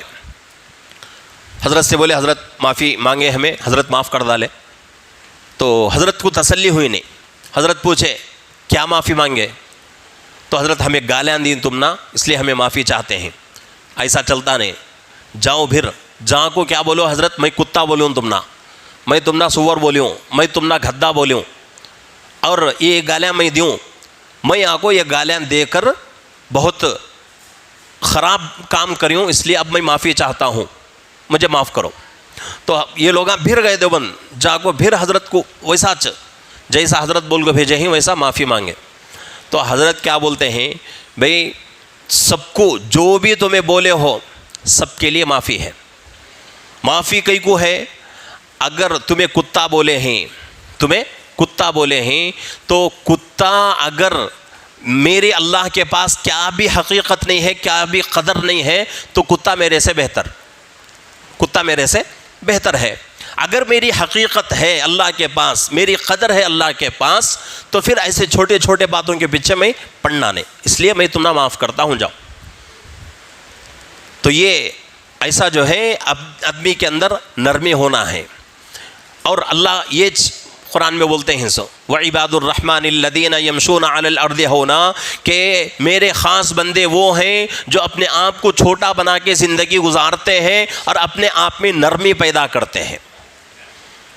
تو اپنے اندر نرمی پیدا کرنے کی ضرورت ہے. چھوٹا اپنے آپ کو سمجھنا ہے, اپنے آپ کو کبھی بھی بڑا نہیں سمجھنا. جب ہم اپنے آپ کو بڑا سمجھے تو ختم, وہاں سے ہماری ناکامی شروع ہو جائے گی. تو اس لیے ضروری ہے کہ اپنے آپ کو چھوٹا سمجھ کے زندگی گزاریں. اور دوسری صفت اللہ فرما رہے ہیں وَإِذَا خَاطَبَهُمُ الْجَاهِلُونَ قَالُوا سَلَامًا. کوئی آدمی تم سے مخاطب ہو اور برے بات کہے, برے الفاظ کہے اور بیکار بات کرے تو تم اس کا جواب کیسے دو؟ وہ گالی دے تو تم اس کے گالی کا جواب گالی سے مت دو. بری بات بولے تو اس کا جواب بری بات سے مت دو. قرآن کہتا ہے, اللہ فرماتے ہیں وَإِذَا خَاطَبَهُمُ الْجَاهِلُونَ, اگر کوئی جاہل تم سے بات کرنے لگے, بیکار باتیں گالی دینے لگے تو تم کیا کرو؟ قالوا سلاما, اس سے کہو کہ بھئی سلام تجھے سلام, تیرا راستہ تو جا, میرا راستہ میں جاتا ہوں, تجھے بات کرنے کی مجھے ضرورت نہیں ہے. آج ہماری حالت کیا ہے؟ کون تو بھی ایک بات بولے تو بھی ہم نہ غصہ آتا, میں بھی ہوں اس میں, ہاں میں بھی کیا یہ نہیں ہوں. لیکن ہماری انسان ہونے کی وجہ سے ایک فطرت ہوا, کون تو کیا تو بھی بات بولے تو غصہ آتا انسان کو, اور غصہ آنا بھی ضروری ہے. اللہ کے نبی فرماتے ہیں کہ بہترین انسان وہ ہے جس کو غصہ آئے اور جلدی ختم ہو جائے. بہترین انسان وہ ہے جس کو غصہ آئے اور جلدی ختم ہو جائے, اور وہ آدمی شیطان ہے جس کو غصہ آئے اور غصہ ختم نہ ہو. اور وہ انسان ہی نہیں ہے, گدھا ہے جسے غصہ ہی نہ آئے. غصہ آنا بھی ہے اور جلدی ختم ہونا ہے, یہ بہترین انسان کی صفت ہے. کبھی کبھی غصہ کرنا پڑتا, لیکن ہر بار غصے میں رہنا اور ہر آدمی کو غصے سے جواب دینا یہ اچھی بات نہیں. کوئی ایسا آدمی آ کر بات کرے تو ہمیں کیا کرنا؟ سلام, تیرا راستہ تو, میرا راستہ میرا. اور یہ چیز ہمیں رمضان میں دیکھنے کو ملتی ہے. ہم نا کیا پورا سال سکون سے رہتی ہیں, رمضان میں سے لڑ لیتی ہیں ہمیں, پورا سال سکون سے رہتی ہیں, 11 مہینے آرام سے, کون کس کے کام پہ ہے کہ معلوم نہیں, کون کہاں ہے معلوم نہیں. لیکن رمضان آتے سے لڑائیں ہو جاتی مسجدوں میں. وہ کیا واسطے ہوتی ہیں سمجھ میں آتا نہیں. تو اس کے واسطے کیا کرنا؟ ایسا بیکار غصہ نہیں کرنا, اپنے آپ کو چھوٹا بنا کو زندگی گزارنا. کوئی آدمی لڑنے کے واسطے آئے تو اس سے لڑنا نہیں, اسے کیا بولنا؟ اچھی بات بول کو چھوڑ ڈالنا اسے. روزے کے بارے میں بھی یہ حکم ہے. اللہ کے نبی کی حدیث ہے کہ روزے میں اگر کوئی آدمی تم سے بری بات کرے, لڑے جھگڑے, تو سب سے پہلے اسے سمجھاؤ کہ بھئی میرا روزہ ہے, میں تم سے لڑ نہیں سکتا, میں تمہاری بات کا جواب نہیں دے سکتا. اللہ کے نبی فرماتے ہیں اتنا بولنے کے باوجود بھی اس کو سمجھ میں نہیں آتا اور وہ بے وقوف ہے, کم عقل ہے, تو اللہ کے نبی فرماتے ہیں اپنے دل کو تسلی دو کہ تیرا روزہ ہے, اپنے دل کو تسلی دو کہ تیرا روزہ ہے, تجھے ان باتوں کا جواب دینا نہیں ہے. اس طریقے سے زندگی گزارنا ہے. آگے اللہ فرماتے ہیں والذین یبیتون لربہم سجدا, یہ تیسری صفت ہے. پہلی صفت اپنے آپ کو چھوٹا بنانا, دوسری صفت لڑنا جھگڑنا نہیں. کون تو بھی آپ کو لڑے تو بھی کیا بولنا اسے؟ نہیں بھائی میرے پاس وہ طاقت نہیں ہے تیرے سے لڑنے کی, تیرا کام تو کر لے, میرا کام نہیں. دوسری صفت کیا؟ لڑنے کی کوشش نہیں کرنا. کون تو آپ کو لڑا تو بھی اس سے لڑنا نہیں. تیسری صفت اللہ بیان کر رہے ہیں والذین یبیتون لربہم سجدا, وہ لوگ جو اپنے گھروں میں, یہاں سمجھنے کی ضرورت ہے, وہ لوگ جو اپنے گھروں میں اللہ کی عبادت کرتے ہیں, سجدے کرتے ہیں. والذین یبیتون لربہم سجدا, اپنے رب کے لیے سجدہ کرتے ہیں, یعنی نمازیں پڑھتے ہیں. اللہ یہاں مسجد کے بارے میں بولتے نہیں, کس کے بارے میں بولتے ہیں؟ گھر کے بارے میں. تو گھر میں نماز پڑھنے کی کوشش کرنا. مسجداں کیا واسطے ہیں؟ فرض نماز کے واسطے. مسئلہ کسی سے بھی پوچھ لو, دنیا کا کتنا کتنا بھی بڑا عالم ہو, کتنا بھی بڑا مفتی ہو, نفل عبادت سنت عبادت کے واسطے مسجد کا اشارہ دیتا نہیں. مسجد صرف اور صرف اجتماعی عبادت کے واسطے, اجتماعی عبادت نفل میں سنت میں نہیں ہے, صرف فرض میں. فرض نماز کے واسطے ہمیں مسجد میں آنا, فرض سے پہلے کی سنت گھر میں, فرض کے بعد کی سنت گھر میں پڑھنا. لیکن یہ چیز سب کے واسطے آسان نہیں ہے, سب کے واسطے آسان نہیں ہے. بہت سارے لوگ کیا ہوتے ہیں, گھروں کو جاگو نماز پڑھ لیں گے, اگر کو بول کو گئے تو نماز ہی چن کے, نماز پڑھنے کا موقع ملتا نہیں ان کو. ایسا اگر کیا تو خطرہ ہے تو مسجد میں سنت نفل سب کچھ پڑھ کو ہمیں گھر کو جا سکتے. لیکن عادت تو بنانا, عادت بنانا, ہر دن کم سے کم کوئی ایک وقت میں 2 رکعت نفل پڑھنے کی کوشش کرنا. اس سے کیا ہوتا, گھروں کے اندر نور اترتا, گھروں کے اندر نور اترتا. اور حدیث میں فرمایا گیا ہے وہ لوگ جو اپنے گھروں کو نمازوں کے ذریعے سے آباد رکھتے ہیں وہ گھر آسمانوں میں ستاروں کی طرح چمکتے ہیں. فرشتوں کو وہ کیسے نظر آتے ہیں, جیسے انسانوں کو آسمان کے ستارے چمکتے ہوئے نظر آتے ہیں, اسی طریقے سے ان لوگوں کے گھر جو کہ اپنے گھروں کو نمازوں کے ذریعے سے آباد رکھتے ہیں وہ گھر آسمان والوں کو ستاروں کی جیسے چمکتے ہوئے نظر آئیں گے. تو اس لیے نمازوں کے ذریعے سے گھر میں نور آئے گا, گھر میں بے برکتی ختم ہو جائے گی, اللہ کی طرف سے رحمت آئے گی, اللہ کی طرف سے برکت آئے گی, اللہ کی خاص رحمت اس گھر کی طرف متوجہ ہوگی, اللہ کی طرف سے سکینہ آئے گا. تو اس لیے پوری نمازیں نہیں پڑھ سکتے تو کم سے کم 2 رکعت نماز ہر حال میں پڑھنے کی کوشش کرو. اور اس میں گھر کا فائدہ, بچوں کا فائدہ کیا ہے, جب ہم گھر میں نماز پڑھیں گے تو ہمارے بچوں کو عادت ہو جائے گی. ہمارے بچے بھی 1 دن 2 دن 10 دن 20 دن مہینہ دیکھیں گے, سوچیں گے کہ بھئی میرے ابا میری امی نماز پڑھ رہے ہیں. کیا ہو جائے گا, بچوں کے دلوں کے اندر بھی شوق پیدا ہوگا, وہ بچے بھی کیا کریں گے, نماز پڑھنے کی کوشش کریں گے, نماز پڑھنا شروع کر دیں گے. ہر گھر میں آج موبائل ہے, ہر گھر میں نہیں, گھر میں جتنے لوگ رہتے ہر آدمی کے پاس موبائل ہے. اب موبائل میں ہمیں دیکھتے رہتے ہیں, انگلیاں کرتے رہتے ہیں, ہمارے بچے دیکھتے رہتے ہیں, ان کو کیا سمجھ میں آتا ہے کیا کہ ہے اس میں, کہیں کہ اس میں ہے, ہمیں بھی اسے کھجانا کر کو بول کو انہوں بھی کھجاتی ہوں سے. کیا واسطے عادت ہوئی ان کو, ہمیں کرنے سے ان کو عادت ہوئی. سب وہ ہمیں اچھا کام کرے ہے تو اچھی عادت آتی تھی. تو اس کے واسطے کیا کرنا, گھروں کے اندر وہ سہولت نہیں ہے, کم سے کم 2 رکعت نماز ہر حال میں بچوں کے سامنے پڑھنے کی کوشش کریں. تو تیسری صفت اللہ بیان کر رہے ہیں والذین یبیتون لربہم سجدا, کہ وہ لوگ جو اپنے گھروں کو سجدوں سے آباد رکھتے ہیں, اپنے گھروں میں نمازیں ادا کرتے ہیں. یہ تیسری صفت ہے.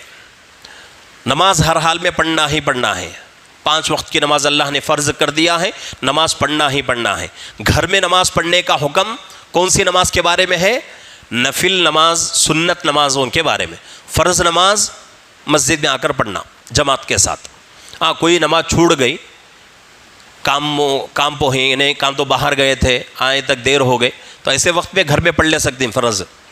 لیکن کیا بھی کام نہیں ہے, کیا بھی ہم نہ ہے نا, سفر کیا بھی نہیں ہے, پھر بھی ہمیں گھر میں پڑھتے ہیں تو شریعت قبول کرتی نہیں اسے. مسئلہ کیا ہے, ہر حال میں جماعت کی نماز میں شریک ہونا. تو یہ تیسری صفت ہے. چوتھی صفت اللہ بیان کر رہے ہیں والذین یقولون ربنا اصرف عنا عذاب جہنم ان عذابها کان غراما. رمضان کا مبارک مہینہ ہے اور یہ آیت رمضان کے آخری عشرے سے بھی تعلق رکھتی ہے. آگ سے آزادی کا یہ عشرہ چل رہا ہے. پہلا عشرہ رحمت کا, دوسرا عشرہ مغفرت کا, تیسرا عشرہ آگ سے آزادی کا یعنی جہنم سے آزادی کا. تو ان 10 دنوں میں اللہ سے خوب جہنم سے پناہ مانگنا ہے. تو وہی بات اللہ یہاں بیان کر رہے ہیں کہ والذین یقولون ربنا اصرف عنا عذاب جہنم ان عذابها کان غراما, کہ وہ لوگ جو کہتے ہیں کہ ہمارے پروردگار ہمیں جہنم سے بچا لیجئے. وہ لوگ جو کہتے ہیں کہ اے اللہ ہمیں جہنم سے بچا لیجئے. اور انہا ساعت مستقرا و مقاما, اللہ فرماتے ہیں کہ بھئی جہنم بڑی خطرناک جگہ ہے, وہاں کی سزا بڑی خطرناک ہے, وہاں رہنا بہت مشکل ہے, وہاں رہ نہیں سکتے, وہاں کی سزائیں تم کاٹ نہیں سکتے. اس لیے کیا کرو, جہنم سے پناہ مانگتے رہو، جہنم سے پناہ مانگتے رہو۔ اور یہ مسلمانوں کی عادت، مسلمانوں کی صفات ہے۔ شروع میں میں نے کہا قرآن کی آیت کے حوالے سے اللہ نے کیا کہا؟ وعباد الرحمن، رحمان کے بندے، خاص بندے وہ ہیں جو اپنے اندر یہ صفات پیدا کرتے ہیں۔ تو ان صفات میں سے ایک صفت کیا ہے کہ اللہ کے نیک بندے اللہ سے جہنم سے پناہ مانگتے ہیں۔ اب رمضان کا مہینہ چل رہا ہے، آخری عشرہ ہے، تو ان دنوں میں دن میں رات میں خوب اللہ سے جہنم سے پناہ مانگیں۔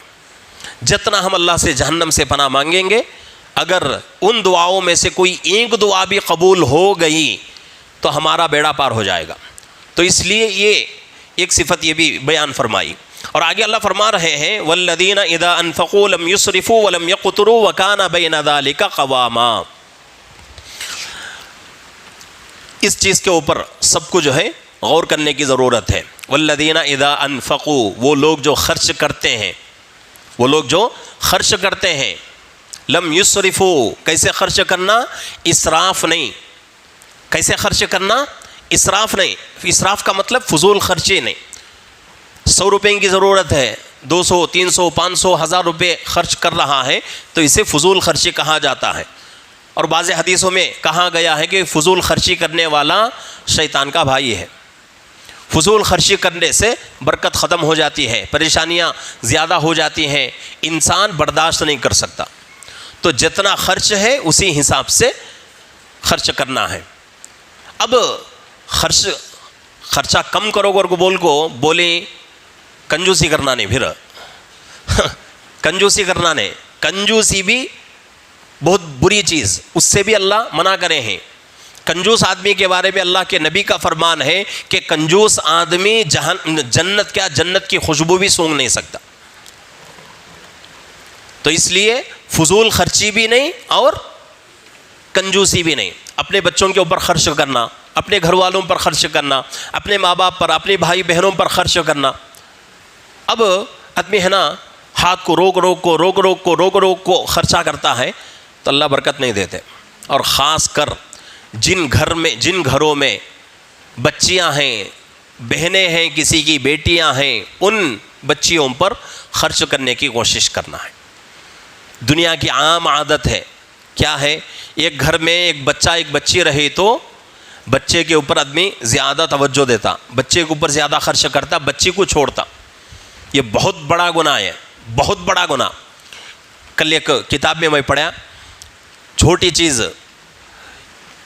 کیا لکھو ہے کتاب میں، ایک آدمی کو 2 بچے، ایک بچہ ایک بچی، باپ کیا کرتا؟ بازار کو بلا لے کو جاتا، دونوں کو اچھے چیزاں دلاتا، کھیلنے کی چیزاں قیمتی، بچے کو بھی دلایا بچی کو بھی دلایا۔ آخر میں باپ کیا کرتا ہے؟ 1 روپیہ 2 روپیہ کا چاکلیٹ لے کو بچے کو دیتا، بچی کو دیتا نہیں، یا بچے کو 2 روپے کی دیتا اور بچی کو 1 روپیے کا دیتا، تو اس کا بھی اللہ کو جواب دینا پڑے گا۔ یہ بھی ناانصافی ہے بچی کے ساتھ۔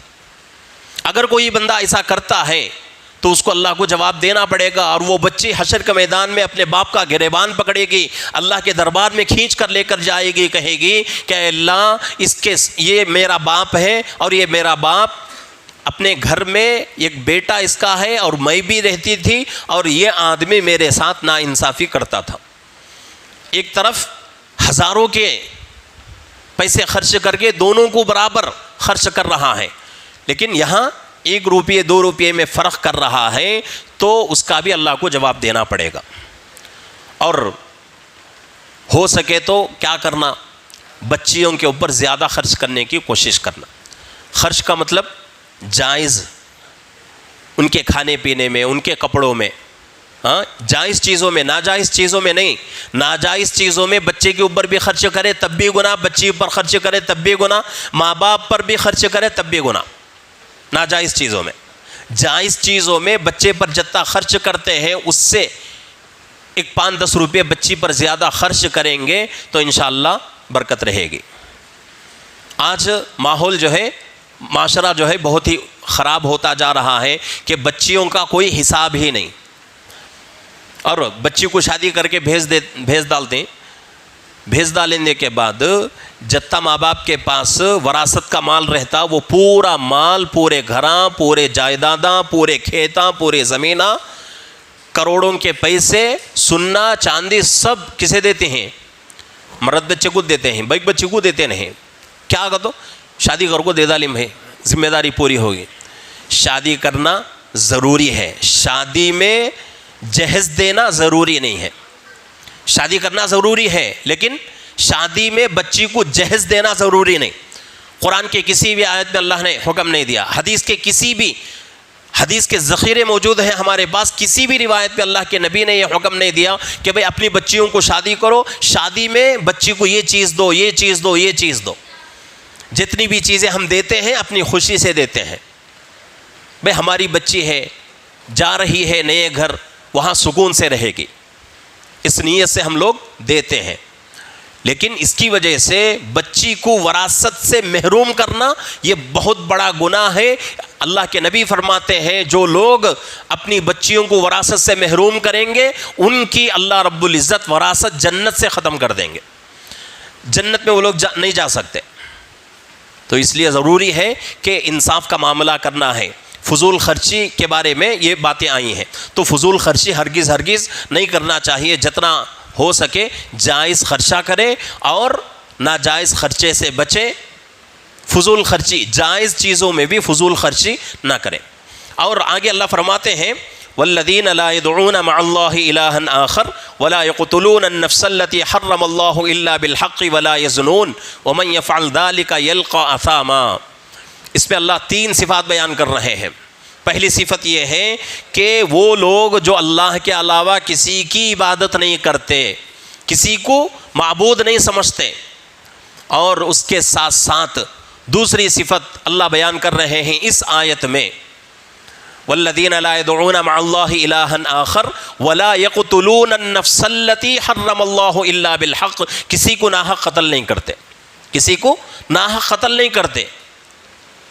ولا يزنون، اور زنا کے قریب نہیں جاتے. یہ 3 صفات اپنے اندر پیدا کرنا ہے. ومن يفعل ذلك يلقى اثاما. تو یہ 3 صفات اللہ اس آیت میں بیان کر رہے ہیں. آگے اللہ بیان کر رہے ہیں اگر کسی کے اندر یہ گناہ موجود ہیں، یعنی کوئی آدمی اللہ کا شریک ٹھہراتا ہے یا پھر کسی کو ناحق قتل کرتا ہے، زنا کرتا ہے، اس کو اللہ کیسا عذاب دیں گے؟ یضاعف له العذاب یوم القیامت ویخلد فیہ مہانا. ایسا سخت عذاب دیں گے کہ انسان اس عذاب کو برداشت نہیں کر سکتا. اور کب تک؟ قیامت کے دن اللہ یہ عذاب دیں گے. کب تک دیں گے؟ وَيَخْلُدُ فِيهِ مُهَانًا. ایک لمبے زمانے تک اللہ رب العزت کیا کریں گے؟ عذاب میں مبتلا کریں گے. اب وہ لمبا زمانہ کب تک رہے گا اللہ کو معلوم. تو یہ 3 گناہ اپنی زندگی سے ختم کرنے کی ضرورت ہے کہ اللہ کا شریک کسی کو نہیں ٹھہرانا. ہمارا معبود کون ہے؟ اللہ ہے. ہمارا مسجود کون ہے؟ اللہ ہے. ہمارا مالک کون ہے؟ اللہ ہے. ہمارا سب کچھ اللہ ہے. اللہ کے علاوہ کوئی ذات معبود نہیں، کوئی ذات مسجود نہیں، کوئی ذات مالک نہیں، کوئی ذات خالق نہیں. خالق، مالک، مسجود، معبود سب کچھ ہمارا اللہ ہے. وحدہ لا شریک ہے، اس کے علاوہ کوئی معبود نہیں ہے. اللہ کے ساتھ کسی کو شریک نہیں کرنا. اور دوسری چیز ناحق کسی کو قتل نہیں کرنا. ناحق کسی کو قتل نہیں کرنا. قتل کا مطلب کیا؟ جان سے مارنا. کسی کو ناحق جان سے نہیں مارنا. الحمدللہ یہ گناہ سے ہمیں بچ کو ہیں. یہ گناہ ہماری زندگی میں نہیں ہے، اللہ کا شکر ہے. لیکن بہت سارے مسلمان ایسے ہیں جو شرک کرتے ہیں، جو شرک کرتے ہیں. اللہ کے علاوہ کوئی معبود سمجھتے ہیں، اللہ کے علاوہ کوئی مسجود سمجھتے ہیں. مزاروں پر جاتے ہیں، وہاں سجدہ کرتے ہیں، درگاہوں پہ جاتے ہیں، وہاں جو ہے منتیں مانگتے ہیں. تو یہ تمام چیزیں حرام ہیں شریعت میں. اللہ اسے معاف نہیں کرتے. ان اللہ لا یغفر ان یشرک بہ ویغفر ما دون ذلک لمن یشاء. یہ آیت مبارکہ 5ویں پاری میں 2 مرتبہ اللہ نے حکم دیا ہے اس آیت میں کہ بھئی ہم اللہ فرماتے ہیں کہ ہم شرک کے علاوہ ہر گناہ معاف کریں گے لیکن شرک معاف نہیں کریں گے. اب تیسرا گناہ ہے ولا یزنون. زنا کے قریب مت جانا. بہت سارے مسلمانوں میں ایسے لوگ ہیں جو اس گناہ میں مبتلا ہیں. یہ ہرگز اس گناہ کے قریب نہیں جانا ہے. اور یہ 3 چیزوں کے بارے میں تفسیر میں لکھا ہوا ہے کہ یہ 3 گناہ کبیرہ گناہوں میں بہت بڑے گناہ. کبیرہ گناہ 2 قسم کے ہوتے ہیں, یہ اکبر الکبائر اور ایک کبیرہ گناہ. کبیرہ گناہ بڑا گناہ, اور کبیرہ گناہ میں بھی بڑے گناہ کسے بولتے ہیں؟ اکبر الکبائر, بہت بڑے گناہ. تفسیر میں لکھا ہوا ہے کہ اکبر الکبائر میں بھی یہ سب سے بڑے گناہ یہ 3, یعنی کہ ایک دم اوپر کے.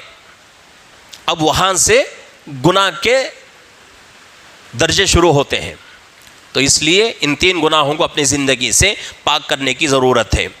آگے اللہ فرماتے ہیں الا من تاب وآمن وعمل عملا صالحا فاولئک یبدل اللہ سیئاتہم حسنات وکان اللہ غفورا رحیما. کہ اگر کوئی بندہ ان 3 گناہ سے توبہ کرتا ہے, اگر کوئی بندہ ان 3 گناہ سے توبہ کرتا ہے تو اللہ اس کے بدلے میں کیا دیں گے؟ توبہ کرنے پر اللہ اس کی توبہ قبول کریں گے, اور فَأُولَئِكَ يُبَدِّلُ اللَّهُ سَيِّئَاتِهِمْ حَسَنَات, اس کے تمام گناہوں کو نیکیوں میں بدل دیں گے. اس کے تمام گناہوں کو نیکیوں میں بدل دیں گے.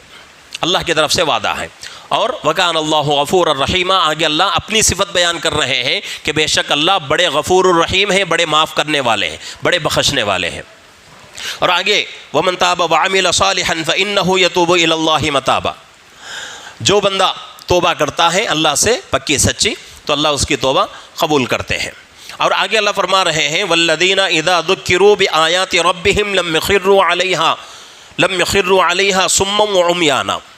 اگر کوئی آدمی کسی آدمی کے پاس قرآن کی آیت پڑھ کے سمجھائے تو قرآن کہتا ہے, اللہ فرماتے ہیں کہ بھئی اس آدمی کے پیچھے اندھے بن کے مت چلو, اس آدمی کے پیچھے اندھے بن کے مت چلو.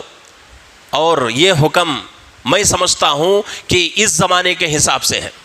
سوشل میڈیا کا زمانہ ہے, یوٹیوب کھولتے ہیں ہم, بیان سننا ہے, بیان مارتے ہی دنیا بھر کے لوگوں کے بیانات آتے ہیں. ہم کیا سمجھتے ہیں کہ بھئی بیان کیا ہے؟ کوئی عالم جو ہے اچھا زور سے بولے تو وہ بیان ہم نہ پسند, اچھا واقعہ بولے تو وہ بیان ہم نہ پسند. وہ بیان میں وہ عالم جو بولنے والا عالم ہو یا غیر عالم ہو, کوئی بھی ہو, کتنے باتاں سچ ہیں کتنے باتاں جھوٹ ہیں ہم نہ معلوم نہیں, لیکن ہم نہ پسند آتا. تو قرآن کہتا ہے والذین اذا ذکروا بآیات ربہم لم یخروا علیہا صما وعمیانا. کوئی آدمی تم کو قرآن کے ذریعے سے نصیحت کرے, حدیث کے ذریعے سے نصیحت کرے, اندھے بن کے اس کے پیچھے مت چلو بلکہ اس کی تحقیق کر لو. کسی عالم سے پوچھنا ہے, کسی عالم کے پاس آنا ہے, کہنا کہ مولانا میں ایک بیان سنا یوٹیوب میں, ایسا ایسا بولتے ہیں, کیا صحیح کیا؟ وہ عالم ہماری رہبری کرے گا. نہیں ایسا سنتے نہیں ہمیں تو کس کے بیان آئے اس کے سنتے رہے تو برباد ہو جاتی, ہمیں برباد ہو جاتی. ایک آدمی ہے سوشل میڈیا پر, ڈاکٹر آدمی, ہمارے ملک کا نہیں, پڑوس ملک کا, پاکستان کا, انہیں مسلمان ہے, ڈاکٹر بھی ہے اچھا, لیکن اس وقت پاکستان میں نہیں ہے, دوسرے ملک میں ہے. تو اس کا بیان کیا بولتا ہے معلوم؟ شریعت میں روزیش نہیں گتا ہے, شریعت میں روزیش نہیں گتا ہے. پورے دنیا کے عالمہ جھوٹ بولتے ہیں گتے, پوری دنیا کے عالمہ جھوٹ بولتے ہیں, ان سے بچو گتا ہے. اور اس کے فالوور کتنے لاکھ سے زیادہ ہیں, 1 لاکھ سے زیادہ اس کا بیان سننے والے. دیکھو حالت کیا ہے. ایسے لوگوں کے بیانات سنے تو برباد ہو جاتی ہے ہمیں. قرآن کہتا ہے یا ایھا الذین آمنوا کتب علیکم الصیام, اے ایمان والو تم پر روزے فرض کر دیے گئے, کما کتب علی الذین من قبلکم لعلکم تتقون, جیسا کہ تم سے پہلے لوگوں پر روزہ فرض تھا تاکہ روزے کے ذریعے سے تم متقی بن جاؤ, اللہ سے ڈرنے والے بن جاؤ. مطلب کیا ہوا؟ وہ آدمی قرآن کا انکار کر رہا ہے, قرآن کا انکار کر رہا ہے. تو اس لیے ہر ایرے غیرے کی بات نہیں سننا, ہر ایرے غیرے کا بیان نہیں سننا, اور سننا ہے تو کوئی ایسا عالم جو صحیح عالم ہو اور اچھی بات اور مستند بات دلیل کے ساتھ بات بولتا ہو، ایسی عالم کی بات سنو، چاہے سننے میں 1000 نہیں 1-2 باتیں مل جائیں تب بھی ہمارے لیے خیر ہے۔ ایک آدمی 1000 باتیں بولتا لیکن صحیح نہیں، کیا فائدہ بولو؟ ایک آدمی 2 باتیں بولتا لیکن صحیح ہے قرآن حدیث کے مطابق، کس کے باتیں لیتے ہیں؟ 2 باتیں لیتے ہیں 1000 باتیں لیتے ہیں، 2 باتیں لیتے ہیں، لینا 2 باتیں، 1000 باتیں کی طرف گئے تو برباد ہو جاتی ہیں، ہمیں گمراہ ہو جاتے ہیں۔ تو اس کے واسطے قرآن کیا کہتا ہے کہ بھئی کوئی آدمی قرآن کا حوالہ دے کر تم کو سمجھائے تو اندھے بن کے اس کے پیچھے مت چلو، کسی عالم سے کیا کرو؟ تحقیق کر لو۔ آگے اللہ فرما رہے ہیں والذین یقولون ربنا هب لنا من ازواجنا وذریاتنا قرۃ اعین واجعلنا للمتقین اماما۔ یہ آخری بات ہے، یہ آخری صفت ہے کہ وہ لوگ جو کہتے ہیں ربنا هب لنا من ازواجنا وذریاتنا قرۃ اعین، اے اللہ ہماری بیویوں کو ہمارے بچوں کو ہماری آنکھوں کا ٹھنڈک بنا دے، ہماری بیوی بچوں کو ہماری آنکھوں کا ٹھنڈک بنا دے، اور ہمیں نیک لوگوں کا متقی لوگوں کا ہمیں بڑا بنا دے۔ تو اب یہاں جو ہے اپنی بیوی کا بھی تذکرہ، بچوں کا بھی تذکرہ، اللہ سے مانگنا کہ اللہ ہمارے بچے کیسے رہنا، ہمارے آنکھوں کی ٹھنڈک بننا۔ اب یہ کب ہوتا بولو؟ شروع سے کوشش کرے تو ہوتا۔ بچہ 20 سال ہوئے اندھے کو اسے اچھا بنانے کی کوشش کرے تو ہوتا نہیں، انہیں تم نہ بھی خراب کرا ہوتا۔ 20 سال کے بعد کون بھی بچہ سدھرتا نہیں، سدھرتا سو کب؟ 5 سال 6 سال 7 سال۔ نماز کے بارے میں حدیث ہے نہیں، 7 سال کی جب بچے کی عمر ہو جائے تو کیا کرو؟ نماز کی عادت ڈالو۔ 10 سال کی عمر ہو جائے بچوں کی نماز نہ پڑھے تو اللہ کے نبی کیا بولتے ہیں؟ مار کو نماز پڑھاؤ بولتے ہیں۔ تو وہاں سے ہمیں کیا کرنا؟ بچوں کو اچھا بنانا، بڑے بن کر وہ بچے ہماری آنکھوں کی ٹھنڈک بنتے۔ 20 سال چھوڑ ڈالی ان کو، کیا کرتا ہے کہ کیا جاتا ہے کہ کس کے ساتھ اٹھتا بیٹھتا کیا بھی ہم نہ مطلب نہیں، بچہ پورا خراب ہو گیا۔ اس کے بعد فکر ہوتی ماں باپ کو، اب بھاگتے رہتے ہیں تعویذاں کے واسطے۔ تعویذاں لے کو کیا ہو سکتا بولو؟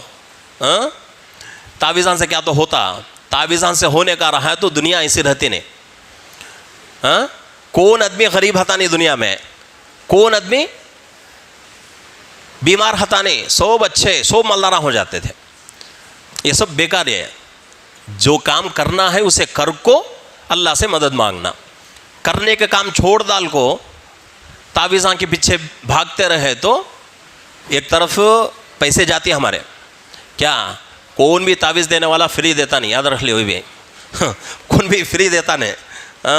ایسے ہی کیا بھی رہتا نہیں، لیکن 10 ہزار 20 ہزار 30 ہزار 50 ہزار بھی لیتے ہیں، کیا بھی رہتا نہیں۔ تو اس کے واسطے کیا کرنا؟ اللہ سے مدد مانگنا اور جو کرنے کے کام ہے کرنا اپنے بچوں کے بارے میں، تب جا کو انشاءاللہ وہ بچے ہماری آنکھوں کی ٹھنڈک بنتے۔